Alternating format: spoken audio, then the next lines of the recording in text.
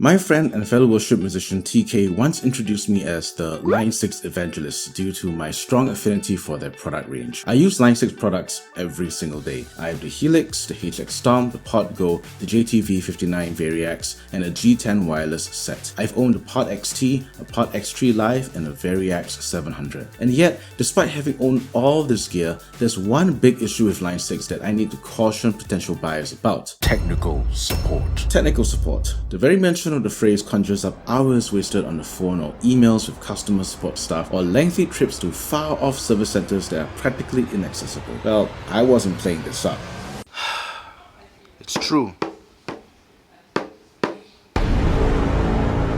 I just send you my Line 6 box and I'll pay like the repair fee or anything like that. And whatever I need. And you just send it right back to me. Yeah. And they're like, no, like essentially like we don't cover it. Well, you don't know what the problem is. Yeah. I don't know what the problem is. How are you going to tell me you don't cover it? Do you guys have any like people that you guys like maybe outsource to or people you recommend that you know like, you know, That might be able to explain. or might be able to explain or like that? And they're like, no, we don't do that. Like What? And they're like, Damn, no, no like they're like, we options. handle all of our like repairs in house through like our company. You can try to send it in, but you know we can't guarantee that it's gonna come back anytime soon or that it's even gonna come back at all. Looks like you just have to buy another one. So then I call all these shops, and every single one of them told me that they've had nothing but the worst of experiences with Line 6.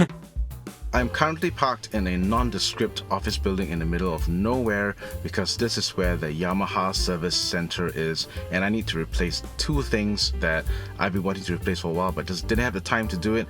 And number two, it's just so far away, it's really inconvenient. Check it out, I've got to travel basically halfway around the island just to get here, and it's a half an hour ride. I'm here to get these two guys replaced. My G10 transmitters, one from my G10 that I've used for years and Christine bought it for me. The other from my Pod Go wireless, which is currently just a regular Pod Go because this is not working. I'm told that I can come here and replace these FOC, one for one FOC. Let's see if they'll honor their word, and let's go and check it out. A few moments later. Done and dusted. I had to wait a while, but they replaced both of the transmitters. No problems at all. No issues. No big hassle of paperwork to get through. I just needed to sign two invoices, and that was basically it. Now I still need to go back home and test these out on my base receiver, which is the old G10, and my Pod Go wireless. Hopefully nothing else is going to happen and nothing new crops up. Let's test these out. Line 6 technical support is a mystery.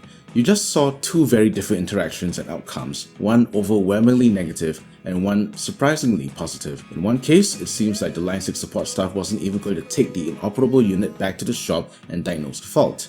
And in my case, there were no questions asked. I got two G10 transmitters replaced 100% free of charge. And this polarization of technical support experience can be found if you search the forums long and hard enough. I didn't count them all, but the ratio of good and bad experience seems to be 1:1. For every bad experience that people complain about Line 6 on the forum, someone else comes along to balance that with a glowing recommendation. So what does this mean for you?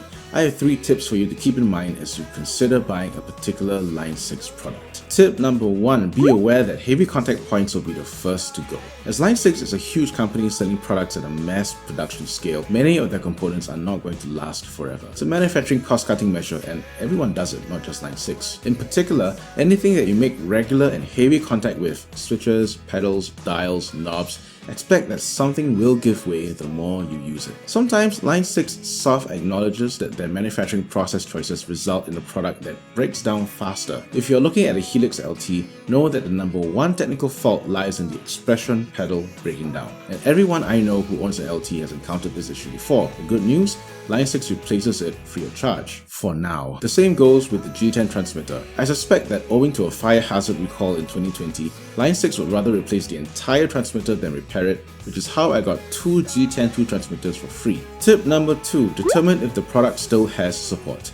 It's a fact of life that we all must deal with. Some products will be discontinued and technical support for them will wane over time with the scarcity of parts and the lack of experienced technical staff to repair them. Browse the catalog and you'll see that there are mainstay Line 6 products like those in the Helix family. And then there are the legacy products, which are still in circulation via the second-hand gear market. Before you make a deal, do check out 2 web pages from Line 6 themselves regarding technical support for legacy products. I'll link these in the description box below. So you might be getting the UX2 USB interface and Spider 2M for a steal, but know that they're living on borrowed time. When they're broken, there's no repairing them. Tip number 3, understand technical support speak. I get it. Something's broken, you want it fixed, and the support staff are giving you non-committal answers, evade your questions, and just give off an air of I can't help you. But consider the situation from their end. If they were to promise a 100% working fix for you, give a quote, and then uncover a deeper problem, they now have to come back to you with the prospect of a more extensive and expensive repair. Don't take it so personally. All they're saying is, I hear you, but I can't promise miracles. It may take a while to know what's really wrong.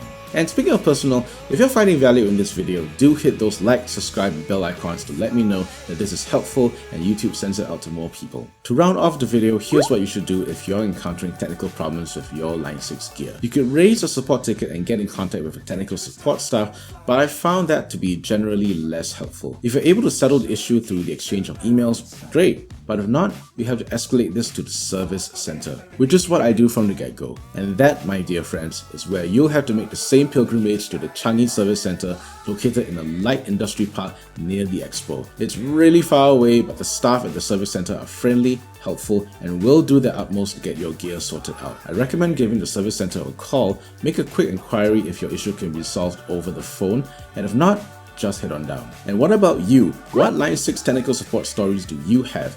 Have they been positive or negative overall? I know they'll be helpful for people wanting to buy a specific product, so do talk about them in the comment section below. Despite the technical support woes, I do love my Line 6 gear, and one of the reasons why is how multifunctional they can be. I did a video that you can check out here on how to set up a Helix as a guitar multi-effects, an Ableton Tracks rig, and a vocal microphone or secondary instrument processor, all at the same time.